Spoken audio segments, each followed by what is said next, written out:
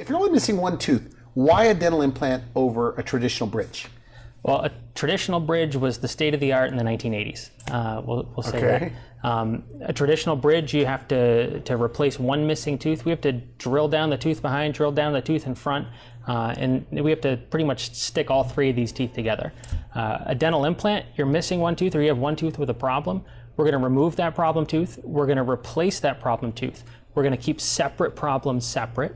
And in the future, if you did have a problem with a neighboring tooth or with the implant, God forbid in the future, it's a one-tooth problem. It's not a three-tooth problem. With a bridge, you're stitching all three of these teeth together, and you end up with a little cavity, a little problem there. It's a three-tooth project in the future. And so let's keep one-tooth projects one-tooth projects. And what about cost? Cost to get into either of those are comparable. So the cost of a bridge, the cost of an implant are about the same.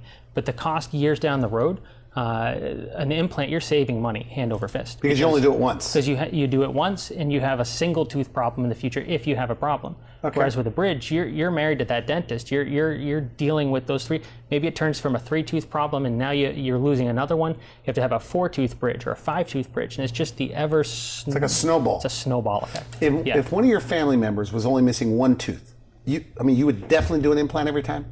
Every single time. Every single time. Now you do bridges in your office now, right? As an option. I do, yeah. Is it because people are afraid of surgery? They just like they hear the word like dental implant, and they're just worried about doing it? There are some, and so I have some patients that they just can't get over the idea of doing the implant as much as I would love to walk them down that road. A lot of others, they're maybe too young for an implant yet, and so you have to be all done growing before you can do that. So there are times where we'll think creatively about the young patient, where we'll say it's too early at 17, 18, sometimes 19 to place a dental implant.